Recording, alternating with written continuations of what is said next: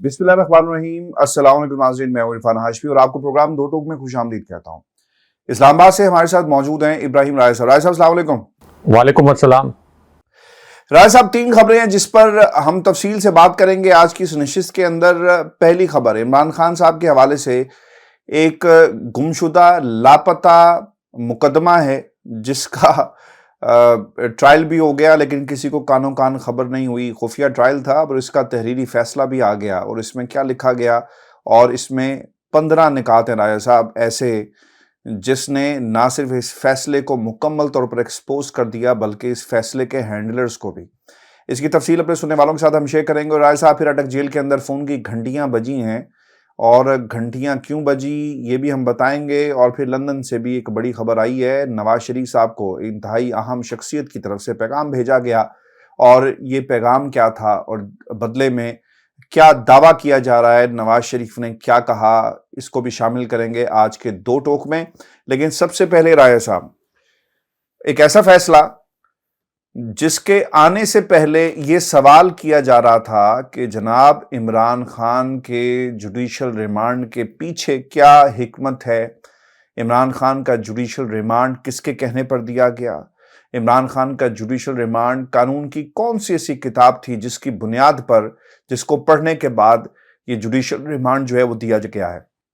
राज साहब, किसी भी मुलजिम को अदालत में पेश किया जाता है, उसके खिलाफ जो चार्जशीट होती है उसे पढ़कर सुनाई जाती है और फिर अदालत से इस्तदा की जाती है कि हमने, चूंकि यहाँ पर चोरी का मामला था, सीक्रेट एक्ट का मामला था, तो हमने चीज़ें कुछ रिकवर करनी है। इमरान खान का ना जिस्मानी रिमांड हुआ बल्कि जुडिशल रिमांड जो है भेजकर देकर उन्हें जेल में ही गिरफ्तारी जो है वो कर लिया गया, यानी उनकी गिरफ्तारी डाल दी गई। एक फैसला राय साहब अब बाहर आ गया है जिस फैसले में लिखा गया, ढाई अहम फैसला इस तनाजुर में कि इस फैसले ने जो फैसले इमरान खान के खिलाफ किए गए कुछ फैसला साज लोगों की तरफ से, उसको मुकम्मल तौर पर एक्सपोज किया है। खान साहब को 16 अगस्त को जुडिशल रिमांड सिक्योरिटी वजूहात की बिना पर दिया गया।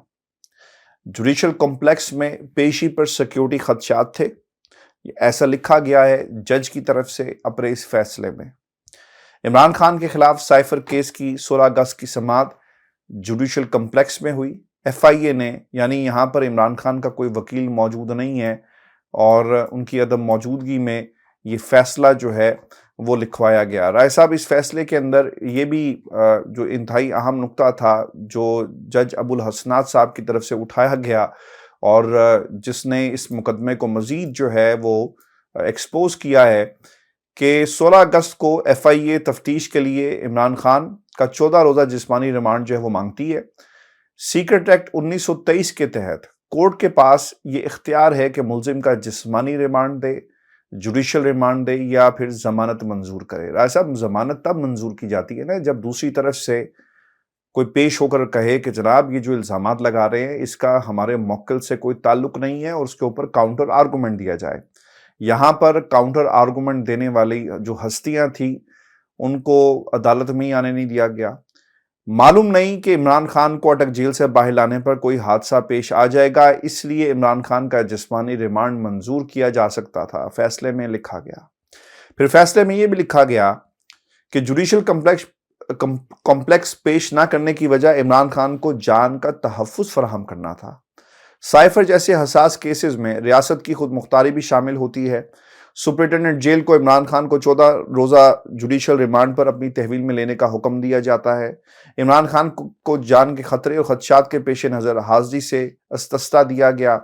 अब राय साहब, चूंकि मैंने पास ना एक सवालात की एक लिस्ट है, मैं चाहूँगा कि आप इन तमाम सवालों के वन बाय वन हम इसको एनालाइज करें। हमें इन सवालों के जवाब पर जाने से पहले बैकग्राउंड के अंदर ये याद रखना चाहिए कि 30 अगस्त के फैसले के मुताबिक अदालत को वजारत कानून से इमरान खान का ट्रायल अटक जेल में करने का नोटिफिकेशन जो है वो मौसूल हुआ। राज साहब, ये काम 16 अगस्त का और नोटिफिकेशन जो है वो वजारत कानून से कब मौसूल हो रहा है, वो है 30 अगस्त को। राज साहब, पहली चीज जो बहुत ही इंपॉर्टेंट है और बदनीयती नंबर 1 इसे कहना चाहिए अदालत की या इस फैसले की जो झलकती है کہ ملزم کو جیل سے باہر آنے پر خطرہ تھا، وکیل کو عدالت جانے سے خطرہ تھا، کیا عدالت کو وکیل اور ملزم دونوں سے خطرہ تھا، جو عدالت نے ان کو نہیں بلایا اور جوڈیشل کمپلیکس میں ایک سماعت ہوئی اور اس کے بعد یہ فیصلہ جو ہے وہ دے دیا گیا۔ اور رائے صاحب، اگر ملزم پہلے سے جیل میں گرفتار ہو تو عدالت دوسرے کیس میں اس کے جسمانی یا جوڈیشل ریمانڈ پر کیا بھیج سکتی ہے؟ اور یہ جو بار بار کہا جا رہا ہے نا جی سیکیورٹی خدشات، ایسا لگتا ہے کہ عمران خان کے جملے کو پکڑ کر کے جناب میری جان کو خطرہ ہے انہوں نے استعمال کیا ہے، کیونکہ کل کو کوئی اسے چیلنج کرے گا کہ جناب آپ نے سیکیورٹی خدشات کا ذکر کیا تو ہم بھی تو یہی کہہ رہے ہیں کہ انہیں جان کو خطرہ ہے، تو ہم نے تو الٹا ان کو پروٹیکشن پرووائڈ کی ہے۔ لیکن رائے صاحب، جب تک عدالت کے ریکارڈ کے اوپر کوئی ایسی چیز نہ لائی جائے، عدالت خود سے کیسے اخذ کر سکتی ہے یا عدالت کس بنیاد پر یہ فیصلہ صادر کر سکتی ہے؟ مجھے ایسا لگتا ہے کہ یہ ولیوں کی عدالتیں ہیں جہاں سے یہ فیصلے الہام کی شکل میں ان کو ان پر طاری ہوتے ہیں اور اترتے ہیں۔ چونکہ خان صاحب کی جان کو خطرہ ہے، ایسا لگتا ہے کہ جج صاحب کو الہام ہوا ہے اور انہوں نے پھر یہ فیصلہ جو ہے وہ کہیں بیٹھ کر گوشہ تنہائی میں لکھ دیا ہے۔ رائے صاحب، یور ٹیک۔ دیکھیں ہاشمی صاحب، ایک تو یہ جو فیصلہ ہے یہ ایک آفٹر تھاٹ کا نتیجہ ہے۔ یہ فیصلہ پہلے نہیں لکھا گیا تھا، یہ کوئی اس قسم کی سماعت نہیں ہوئی، یہ فیصلہ اب لکھا گیا ہے، اور اس لیے لکھا گیا کہ تمام قانونی حلقوں نے یہ سوال اٹھا دیا تھا کہ عمران خان صاحب کو اگر سائفر کیس میں گرفتار کیا گیا تو پھر اگلے دن انہیں عدالت میں پیش کیوں نہیں کیا گیا، اور عدالت میں پیش کر کے ان کا جسمانی ریمانڈ کیوں نہیں مانگا گیا۔ اگر جسمانی ریمانڈ نہیں بھی مانگا گیا، براہ راست جوڈیشل ریمانڈ مانگا گیا، تو عمران خان صاحب کے علم میں یہ مقدمہ کیوں نہیں لایا گیا؟ عمران خان صاحب کے وکلاء کی ٹیم کے علم میں یہ مقدمہ کیوں نہیں لایا گیا؟ تو اب چونکہ یہ سپیریئر کورٹس میں یہ تمام سوالات اٹھنے تھے کہ 24 گھنٹے کے اندر آپ نے کیوں نہیں پیش کیا، خفیہ طریقے سے کیسے یہ جوڈیشل ریمانڈ 14 دن کا منظور ہو گیا، تو یہ ایک آفٹر تھاٹ پروسیس ہے کہ اب ہم نے اس کو کیسے کور اپ کرنا ہے جعلی طریقے سے۔ یہ فیصلہ لکھا گیا ہے، یعنی آپ یہ کہہ لیں کہ آج یہ اگر سامنے لایا گیا ہے تو آج صبح کوئی کسی ٹائم یہ فیصلہ لکھا گیا جب یہ قانونی نکات جو ہیں اٹھائے گئے، اور پروبیبلی ہو سکتا ہے کہ کوئی جج صاحبان، جیسے کہ پاکستان کی جوڈیشری تو ہمیشہ ہمیں پتہ ہے کہ بڑی سبمسو ہوتی ہے، تو ہو سکتا ہے کہ جس جج صاحب کے پاس یہ کیس جانا ہو انہوں نے پروبیبلی کہا ہو کہ کم سے کم کوئی ایسا بہانہ تو بنائیں کہ میرے پاس کوئی مارجن ہو کہ اس کے اوپر میں کوئی فوری طور پر عمران خان صاحب کو انصاف فراہم نہ کر سکوں، ورنہ یہ تو پاسبل ہی نہیں ہاشمی صاحب کہ اگر 15 تاریخ کو عمران خان صاحب کی گرفتاری ڈالی گئی تھی، عمران خان صاحب کو 16 اگست کو یعنی پیش نہ کرنے کے حوالے سے استثناء دیا گیا تھا، تو کم سے کم اس ملزم کو تو آپ یہ میسج کنوے کر دیتے۔ عمران خان صاحب تو اس وقت ویسے بھی اٹک جیل میں تھے، تو خان صاحب کو تو کنوے کر دیتے کہ ہم نے آپ کو حاضری سے استثناء دیا ہے۔ خان صاحب کو کنوے نہیں کیا، خان صاحب کے وکلاء کو کنوے نہیں کیا۔ اب کہاں پر یہ عدالت لگی؟ اس عدالت کے اندر کون موجود تھا؟ کون سے ایف آئی اے حکام پیش ہوئے؟ اور جب عمران خان صاحب کی قانونی ٹیم ہی موجود نہیں تھی، کوئی لیگل آرگومنٹ ہی نہیں ہوا عمران خان صاحب کو جوڈیشل ریمانڈ پر بھیجنے کے لیے یا ان کے جسمانی ریمانڈ لینے کے لیے، کسی قسم کے کوئی دلائل نہیں ہوئے، کوئی جوابی دلائل عمران خان صاحب کی ٹیم اس لیے نہیں دے سکی کہ وہاں پہ ٹیم تھی نہیں، تو اس لیے یہ لکھا لکھایا فیصلہ آج کے دن میں سپیریئر کورٹس میں اس فیصلے کو پہلی پیشی میں اڑنے سے بچانے کے لیے یہ آج سامنے لایا گیا ہے۔ لیکن ہاشمی صاحب، اس سے ہوگا کچھ نہیں۔ اگر عدالتیں میرٹ کے اوپر فیصلہ کریں تو یہ ایک اور بہت بڑا بلنڈر کر دیا گیا، کیونکہ عدالت تو یہ پوچھے گی، سپیریئر کورٹ تو یہ پوچھے گی کہ آپ کو اس بات سے کس نے منع کیا؟ عمران خان صاحب کو آپ نے کہا کہ ہم نے جان کے خطرات کے پیش نظر استثناء دیا، کیا عمران خان صاحب نے یا ان کی ٹیم نے یہ استثناء مانگا تھا؟ اگر انہوں نے نہیں بھی مانگا اور آپ نے از خود یہ استثناء دیا، تو کیا عمران خان صاحب یا ان کی لیگل ٹیم کو یہ کنوے کیا گیا تھا؟ عمران خان صاحب کا جوڈیشل ریمانڈ عمران خان صاحب کی لیگل ٹیم کو سنے بغیر کیسے دیا گیا؟ ایف آئی اے کے حکام کو سنے بغیر کیسے دیا گیا؟ یعنی یہ اپنی نوعیت کی واحد پاکستان کی تاریخ میں انوکھی قسم کی اندھیر نگری ہو رہی ہے، اس کی کوئی مثال نہیں ملتی۔ اچھا، عمران خان صاحب جب کہتے تھے کہ جوڈیشل کمپلیکس میں میرے کیس کی ہیئرنگ کی جائے، عمران خان صاحب کو کچہری میں دھکیلا جاتا تھا، یعنی وہ کچہری جہاں بم دھماکے ہو چکے، جہاں دن دہاڑے فائرنگ ہو چکی، تاکہ عمران خان صاحب پر خدا نخواستہ جو حملہ پلان کیا گیا تھا اس کو ایگزیکیوٹ کیا جا سکے۔ اب جس وقت عمران خان صاحب کو اٹک جیل میں ہر صورت میں وہاں قید رکھنا مقصود تھا، تو اب یہ بہانہ لگا لیا گیا کہ چونکہ عمران خان صاحب کو سیکیورٹی خدشات تھے، اس وجہ سے ہم نے عمران خان صاحب کو استثناء دیا۔ ایک تو بہت واضح بات یہ ہے کہ استثناء اس طرح سے دیا ہی نہیں جا سکتا جب تک استثناء مانگا نہ جائے۔ آج خود کس طرح سے استثناء دیا جا سکتا ہے؟ دوسرا پوائنٹ جس کے اوپر یہ پہلی پیشی میں یہ اڑے گا مقدمہ، اگر میرٹ کے اوپر فیصلہ ہوا، کہ کم سے کم ملزم کو تو آگاہ کریں۔ ملزم کو آپ نے گرفتار کر لیا تو کیا ملزم کو آگاہ کیا گیا؟ کون سے ایف آئی اے کے حکام عمران خان صاحب کے پاس گئے اور ان کو بتایا گیا کہ آپ کو اس مقدمے میں بھی ہم نے گرفتار کر لیا ہے، یا عمران خان صاحب کی قانونی ٹیم کو آگاہ کیا گیا؟ تو یہ تو ہاشمی صاحب بدترین جو سول مارشل لا ہوں یا ملٹری ڈکٹیٹرز کے مارشل لا ہوں، پوری دنیا کے اندر جو بدترین ڈکٹیٹرشپ ہوتی ہے وہاں بھی اس طرح کی اندھیر نگری نہیں ہوتی جو کہ اس وقت عمران خان صاحب کے کیس میں ہمیں نظر آ رہی ہے۔ ایک مرتبہ 14 دن کا ریمانڈ، دوسری مرتبہ حاضری لگتی ہے صرف، اور حاضری کے بعد 14 روز کا جوڈیشل ریمانڈ۔ اچھا، جوڈیشل ریمانڈ میں اب کیا ہوگا؟ پہلے جو 14 دن کا جوڈیشل ریمانڈ تھا اس دوران کیا ہوا؟ عمران خان صاحب سے کیا برآمد کیا گیا؟ عمران خان صاحب سے کیا سوالات کیے گئے؟ عمران خان صاحب جو کہ جیل کے اندر تھے ان سے کیا پوچھا گیا کہ سائفر ممکنہ طور پر کہاں ہو سکتا ہے؟ کس جگہ پہ چھاپا مارا گیا؟ یعنی شہباز گل کے متعلق کہا گیا کہ ان کا ہم نے تھورایا فون جو ہے وہ ہم نے برآمد کرنا ہے۔ شہباز گل کے پاس کوئی نام نہاد شاہ محمود کا کہا گیا، میں ہاں۔ آپ کو سوری کاٹ رہا ہوں، شاہ محمود قریشی کے بارے میں اسی ایف آئی اے نے کہا کہ آپ ہمیں جسمانی ریمانڈ دیں، ہم نے سائفر بھی برآمد کرنا ہے اور شاہ محمود قریشی صاحب کے موبائل میں وہ موجود ہیں چیزیں ہیں وہ بھی نکالنی ہیں۔ یہ اسی کیس کے اندر کہا گیا ہے ایف آئی اے کی طرف سے۔ جی، تو خان صاحب سے کوئی چیز برآمد کرنے کے لیے، یعنی خان صاحب کے گھر سے کوئی بنی گالا تو ایف آئی اے کی ٹیم نہیں گئی، عمران خان صاحب کے کسی دوست کے گھر کوئی پولیس ٹیم ایف آئی اے کی ٹیم نہیں گئی، زمان پارک میں نہیں گئی، بشرا بی بی صاحبہ کو اس کیس میں ظاہر ہے کہ ان کی اہلیہ ہیں، ان کو بلا کر تفتیش نہیں کی گئی یہ جو جوڈیشل ریمانڈ کے دوران۔ تو اس قدر یہ بوگس کیس ہے، اس کو اب کور اپ کرنے کے لیے نت نئے بلنڈر کیے جا رہے ہیں، اور چیف جسٹس صاحب کے پاس 7-8 دن ہیں ریٹائرمنٹ سے پہلے۔ تو چیف جسٹس صاحب کے پاس 7-8 دن ہیں، اور آج بھی میں ان کے ریمارکس سن رہا تھا نیب ترامیم کیس میں بھی، اور اسی طرح یہ جو آپ کے الیکشن کیس تھا، پنجاب الیکشن کیس، کہ ہم غیر آئینی کام جب بھی ہوگا اس کے اندر مداخلت کریں گے، یہ ہمارا حق ہے۔ اس کے بعد نیب قوانین میں جو ترامیم ہوئیں اس سے جڑے ہوئے کیس میں انہوں نے 2-3 مرتبہ کہا کہ یہ جو قوانین ہیں ان کے ذریعے جن لوگوں نے مقدمات میں ریلیف لیا ان کی رپورٹ بھی دیں، اور واضح طور پر لگتا ہے کہ ان ترامیم کے ذریعے کچھ لوگوں کو ریلیف دینا مقصود تھا اور کچھ لوگوں کو ٹارگٹ کرنا مقصود تھا۔ یعنی بار بار چیف جسٹس صاحب یہ بتا رہے ہیں کہ آئین کی خلاف ورزی ہوئی تو ہم مداخلت کریں گے، لیکن مداخلت عملی طور پر وہ کر نہیں رہے۔ وہ یہ بھی کہہ رہے ہیں کہ عمران خان صاحب کو ٹارگٹ کیا جا رہا ہے، یہ بھی کہہ رہے ہیں کہ ہم نے یہ دیکھنا ہے کہ اس ٹارگٹ کو کتنے عرصے تک جیل کے اندر رکھا جائے گا۔ وہ یہ بھی کہہ چکے ہیں کہ ٹرائل کورٹ کا فیصلہ غلط تھا۔ تو اگر ٹرائل کورٹ کا فیصلہ غلط تھا، اس کے بعد سائفر کیس کے متعلق تو یعنی ٹرائل کورٹ کے اوپر تو پھر بھی کوئی 1% لوگ کہہ رہے تھے کہ چلیں عمران خان صاحب کو حق دفاع دینا غلط تھا، 1% لوگ حق دفاع دینا چاہیے تھا، باقی 99% کہہ رہے تھے غلط ہے، 1% نون لیگ کے لوگ کہہ رہے تھے کہ ٹھیک ہے۔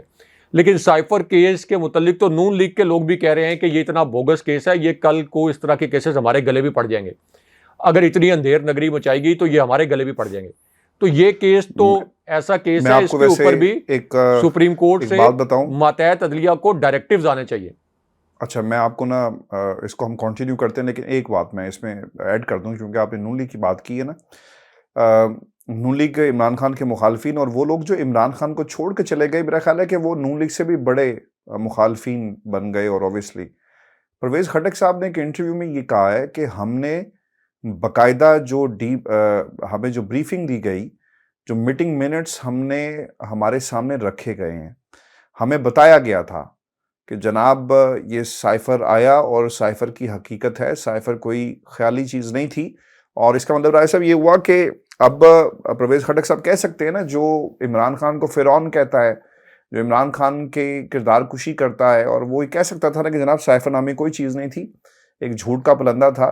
لیکن یہ گواہی پرویز خٹک کی طرف سے بھی آئی ہے، اور پرویز خٹک صاحب ان لوگوں میں سے ہیں. راجہ صاحب وزیر دفاع تھے، تو آپ کے خلاف بھی تو کارروائی ہو سکتی تھی نا، لیکن انہوں نے کیونکہ پریس کانفرنس کرنا اپنے اور اپنے اہل و عیال کے لیے بہتر سمجھا، تو انہیں کوئی ہاتھ نہیں ڈال رہا. اہل و پاکستان عیال اور مال کے لیے. اہل و عیال اور مال کے لیے، اور پاکستان تحریک انصاف پارلیمنٹیرینز بنا دی. اچھا، مجھے آج ان کی ایک بات بڑی پسند آئی. انہوں نے کہا، ان سے پوچھا گیا کہ عمران خان کیا ڈیل کر لے گا؟ انہوں نے کہا کبھی بھی نہیں کرے گا. ہم جتنا خان صاحب کو جانتے ہیں، عمران خان کبھی بھی ڈیل نہیں کرے گا. انہوں نے کہا اچھا پھر کیا کرے گا؟ انہوں نے کہا یہ ڈٹ کے کھڑا رہے گا، اور اسی طرح جو ہے نا یہ پیچھے نہیں ہٹے گا. تعریف تو وہ ہے رائے صاحب جو دشمن بھی کرے، اور پرویز خٹک اب عمران خان کے محسنوں میں سے نہیں ہے، عمران خان کے دشمنوں میں سے ہیں، اور پرویز خٹک صاحب عمران خان کی یہ جو ہے وہ تعریف کر رہے ہیں. پرویز خٹک کے رائے صاحب محسن تو عمران خان صاحب تھے. عمران خان صاحب کی وجہ سے وزیر اعلیٰ بن گئے، وزیر دفاع بن گئے، اور ان کا سیاسی سوٹا جب اوپر ہوتا ہے تو کچھ اور بیان دیتے ہیں، سیاسی سوٹا جو نیچے ہوتا ہے تو کچھ اور بیان دیتے ہیں.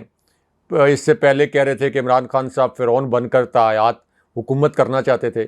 دیکھیں، اگر کسی بھی لیڈر کو عوام ووٹ دیتے ہیں تو اس کو 10 مرتبہ منتخب کریں، اس کو تاحیات منتخب کریں جہاں تک آپ کو آئین اجازت دیتا ہے.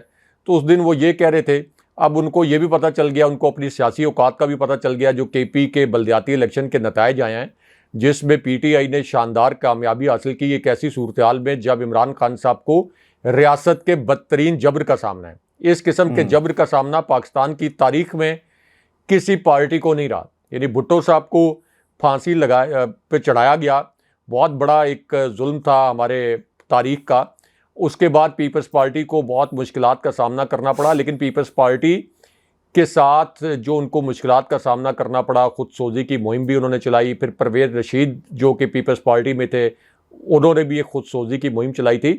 لیکن آپ کی جو ریسنٹ ہسٹری ہے، اس کے اندر ریسنٹ ہسٹری سے مراد کے پچھلے 35 سال میں کسی جماعت کو اس قسم کے حالات کا سامنا نہیں کرنا پڑا. اور ان حالات میں بھی جب پیپلز پارٹی کو کرش کرنے کی کوشش کی جا رہی تھی تو کم سے کم خواتین کے اوپر اتنا ظلم نہیں کیا گیا تھا جتنا ظلم یہ پچھلے 15 مہینے میں جو شہباز شریف کی حکومت گزری ہے اور اس کے بعد یہ نگران حکومت میں جس کا تسلسل ہے. بلکہ یہ میں خبر پڑھ بھی رہا تھا کہ پی ٹی آئی کی جو 2 نوجوان خواتین ہیں، ایک طیبہ راجہ اور اسی طرح ایک صنم جاوید، ان کو یہ بھی کہا گیا کہ اگر آپ عمران خان صاحب کے خلاف گواہ بن جائیں کہ 9 مئی کے واقعات کے ماسٹر مائنڈ وہ تھے تو آپ کو رہا کر دیا جائے گا. لیکن آفرین ہے کہ پی ٹی آئی کی خواتین بھی ڈٹی ہوئی ہیں اور انہوں نے اس سے انکار کر دیا. تو اس جبر کے ماحول میں عمران خان صاحب کو اور عمران خان صاحب کے ساتھیوں کو، یعنی عمران خان صاحب کے جو سپورٹرز ہیں، اس کے باوجود کہ عمران خان صاحب کے حق میں ایک ٹویٹ کر دیا جائے تو اغوا کر لیا جاتا تو وہ ڈٹے ہوئے ہیں. اچھا، ایک اور بھی کام ہوا ہے رائے صاحب، ڈٹے بھی ہوئے ہیں اور پولنگ اسٹیشنز پر جا کر ووٹ بھی دیے ہیں. اچھا، ایک اور بھی کام ہوا رائے صاحب. پی ٹی آئی نے نا یہ جو جیل ساگا ہے، اٹک جیل، اس کے حوالے سے نا سائفر مقدمے کی سماعت قبول کرنے سے نا اب انہوں نے انکار کر دیا ہے. رائے صاحب ہونا بھی تو یہی چاہیے تھا نا، کیونکہ عدالتیں خود سے تو حقیقت پہ نہیں آ رہی، آپ کو اپنا کیس لے کر جانا پڑے گا. لیکن ایک کام یہ ہوا ہے، اسکرپٹ رائٹرز نے جس طرح سے بساط جو وہ بچھائی ہے، سارے کیس نا عامر فاروق صاحب کے پاس نا کنورج ہو رہے ہیں اور وہاں پر اکٹھے ہو رہے ہیں، اور وہاں سے مجھے نہیں لگتا کہ عمران خان صاحب کو کسی قسم کا ریلیف جو ہے وہ ملے گا. رائے صاحب، پاکستان تحریک انصاف نے اٹک جیل میں سائفر مقدمے کے حوالے سے ایک تو اسے انکار کیا، اور اب عدالت سے استدعا کر رہے ہیں کہ جلد سے جلد جو ہے اس کیس کو سنا جائے. اور ایک اور بھی ڈیولپمنٹ یہ ہوئی ہے رائے صاحب کہ پی ٹی آئی نے الیکشن کمیشن کے خلاف توہین عدالت کی درخواست بھی دائر کرنے کا اعلان کیا ہے، کیونکہ وہ معاملہ تھا نا اس کا، یہ جو سپریم کورٹ آف پاکستان میں 90 روز کے انتخابات سے اگر آپ باہر چلے گئے تو اس پہ بھی فیصلہ آیا، اور الیکشن کمیشن کی ایک نظر ثانی اپیل چل رہی تھی. میرے لیے جو سب سے امپورٹنٹ اٹک جیل ہے نا رائے صاحب، اس کے اندر وکلا کی کی ٹیم جو جب جاتی ہے نا تو بتانے والے یہ بتاتے ہیں کہ جناب انہیں 1 کلومیٹر دور اتار دیا جاتا ہے اور کہا جاتا ہے کہ آپ پیدل چل کر جائیں. کھوسا صاحب نے ایک جملہ کہا کہ یہ وہی کچھ کرنے جا رہے ہیں جو کچھ ذوالفقار علی بھٹو کے ساتھ کیا گیا تھا. راج صاحب آپ کو لگتا ہے کہ ایسا ہوگا؟ اور کیونکہ خان صاحب کی اسپرٹس آئی ہیں، آج انہیں اپنے بچوں سے بات کرنے کے لیے بھی استدعا کرنی پڑی ہے لندن کہ میری بچوں سے بھی بات کروائی جائے.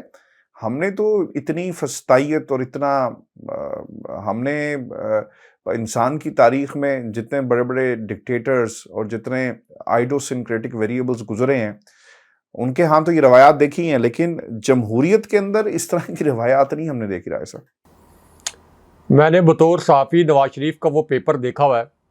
جب وہ جیل میں تھے تو نواز شریف اپنے ملاقاتیوں کی خود تفصیل لکھتے تھے. ایک لمبی تفصیل ہوتی تھی، صبح سے لے کر شام تک وہ خود چنتے تھے کہ کون سا نون لیگ کا رہنما، کون سا صحافی، کون سا میرا کارکن، کون سا میرا رشتہ دار، کون سا عزیز مجھ سے ملاقات کرنے کے لیے آئے گا. سارا دن نواز شریف کا دل بہلایا جاتا تھا. نواز شریف کے رشتہ دار ان سے ملنے جاتے تھے. نواز شریف، میں نے وہ پیپر بھی دیکھا ہوا ہے کہ نواز شریف کو گھر سے کھانا لانے کی اجازت تھی، اور نواز شریف لکھتے تھے اس کے اوپر کہ ان کو گھر سے کس قسم کا کھانا چاہیے. رنگ برنگے 3-4 کھانے جو ہیں ان کے لیے وہ آتے تھے.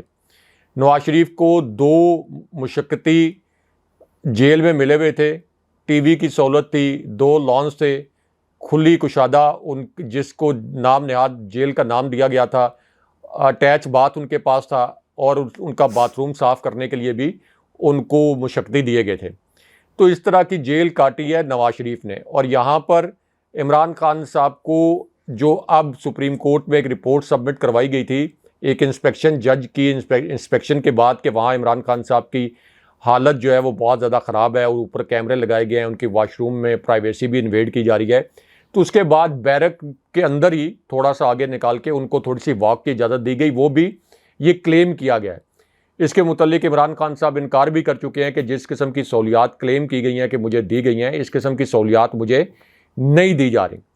تو یہ ابھی عمران خان صاحب کو درخواست کرنی پڑی، پھر عمران خان صاحب کو یہ اجازت دے دی گئی کہ وہ اپنے بیٹوں سے بات کریں. لیکن دوسری جانب تو ملاقاتوں کا تانتا بندہ رہتا تھا. اب جو آپ نے کہا اسلام آباد ہائی کورٹ، اگین میں کہتا ہوں ریلیف نہیں، انصاف. کے کیا عمران خان صاحب کو اسلام آباد ہائی کورٹ سے کوئی انصاف ملے گا؟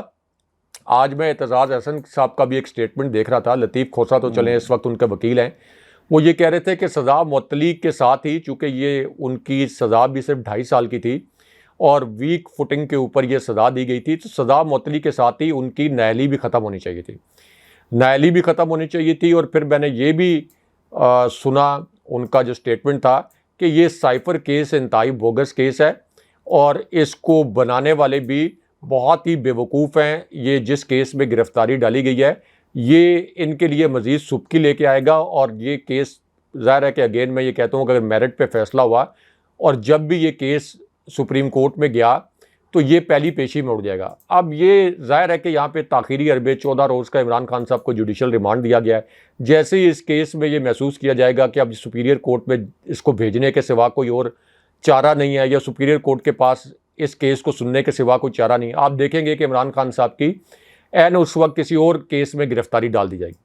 9 مئی کے واقعات کے حوالے سے یا کسی اور نام نہاد اچھا کیس میرے لیے نا ویسے بالکل آپ ٹھیک کہہ رہے ہیں. میرے لیے نا حیرانگی کی رائے صاحب بات یہ ہوتی ہے کہ اعتزاز احسن صاحب نا خان صاحب کے حوالے سے اور کیسز پہ ریکمینڈ اور کمنٹ تو کرتے ہیں، لیکن اعتزاز احسن صاحب خان صاحب کا مقدمہ کیوں نہیں لڑتا ہے؟ لطیف کھوسہ صاحب نے دیکھیں مقدمہ لڑ رہا ہے اور وہ ڈٹے ہوئے ہیں. پاکستان پیپلز پارٹی کا وہ حصہ بھی ہم کہتے ہیں، میں حصہ ہوں. تو اعتزاز احسن صاحب کو اپنے یہ مشورے میرا خیال ہے کہ خان صاحب کے حق میں کھڑے ہو کر دلائل دینے کی شکل میں میرا خیال ہے دینے چاہیے، تبھی خان صاحب کو فائدہ ہوگا.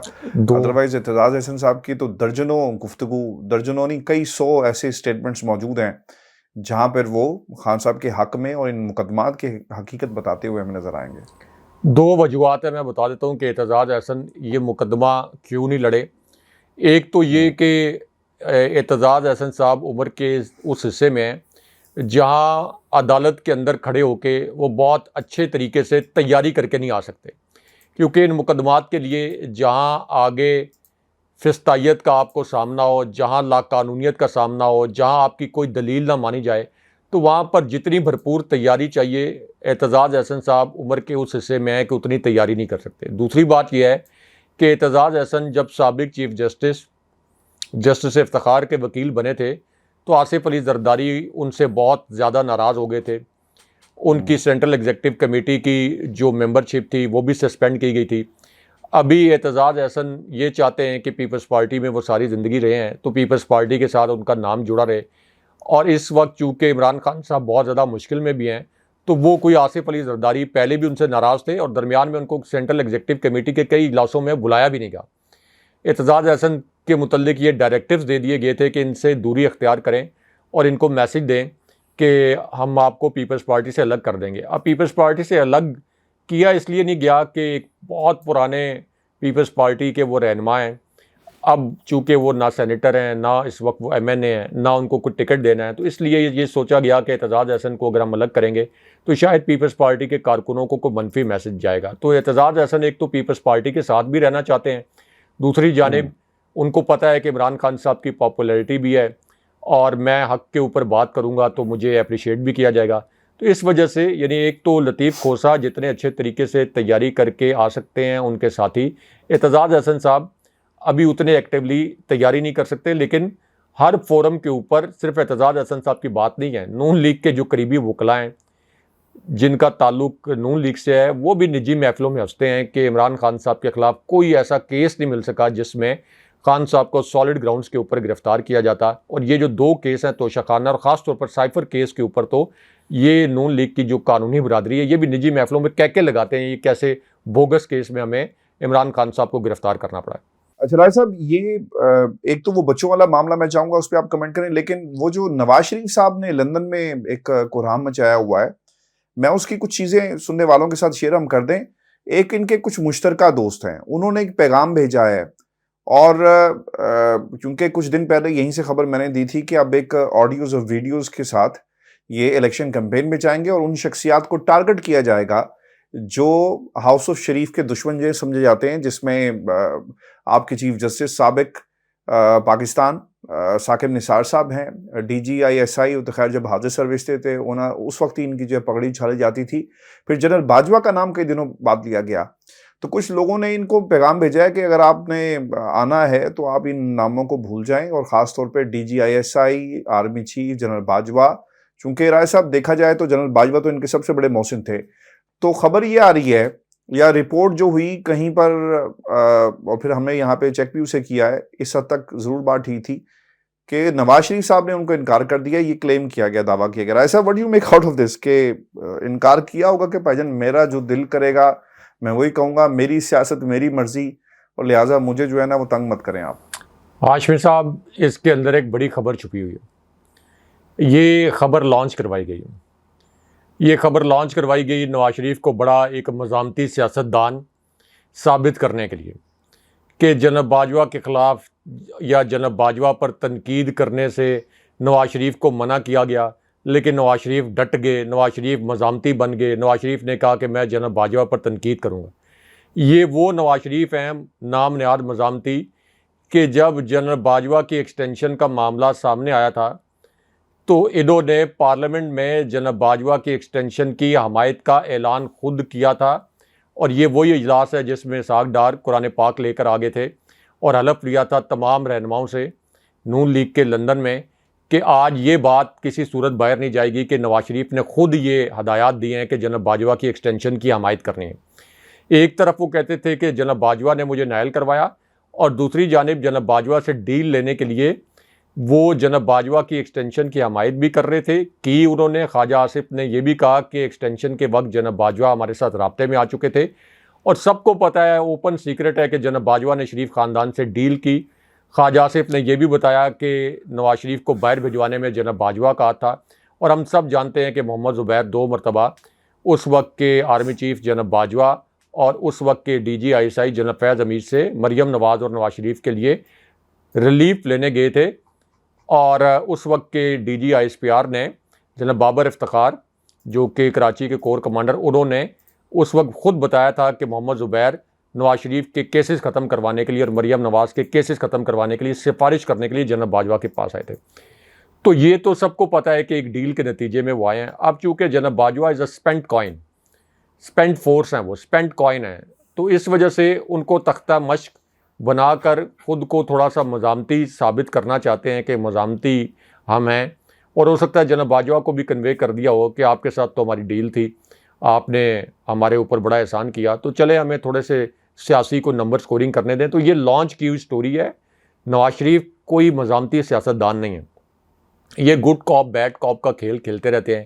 یہ جب اسٹیبلشمنٹ سے بھی جب بھی ان کی لڑائی ہوئی ہے تو کوئی اصولوں پہ لڑائی نہیں ہوئی، ان کی لڑائی ہوئی ہے اپنے سیاسی مفادات کے لیے۔ اپنے سیاسی مفادات جب ان کے پورے نہیں ہوئے تو اسٹیبلشمنٹ سے لڑائی ہوئی ہے۔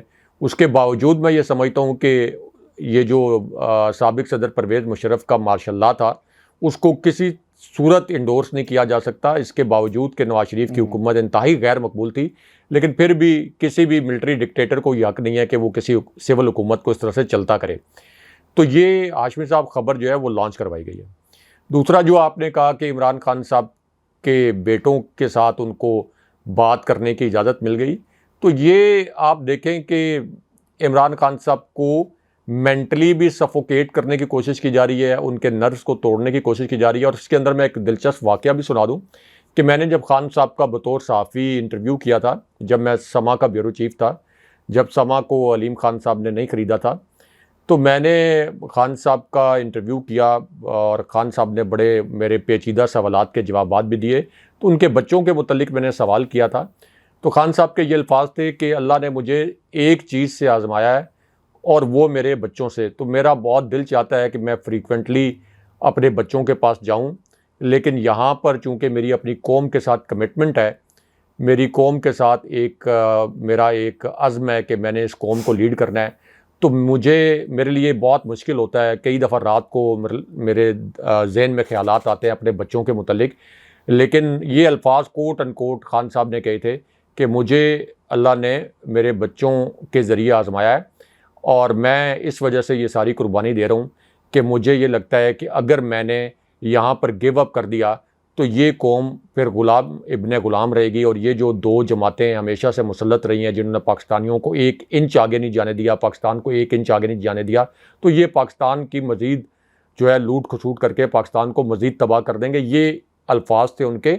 اس وقت۔ تو نواز شریف اور مریم نواز، حمزہ شہباز، ان کے تو بچے اور ان کے بھائی بہن تو ایک طرف، ان کے عزیز رشتہ دار دور دراز سے کارکن بھی آ کر ان سے ملتے تھے۔ تو عمران خان صاحب کو تو صرف اتنی اجازت دی گئی، وہ بھی کوئی تقریباً آلموسٹ 4 ویکس کے بعد، کہ خان صاحب جو ہیں وہ اپنے بچوں سے بات کر لیں۔ تو یہ کوئی عمران خان صاحب کو کوئی ریلیف وغیرہ نہیں دیا گیا، یہ ویسے بھی ان کا قانونی حق تھا۔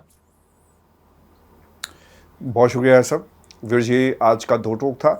اپنے کمنٹس بھیجیے گا، چینل کو ضرور سبسکرائب کریں۔ مجھے اور ابراہیم راجہ صاحب کو اجازت دیجیے۔ اللہ نے کے بعد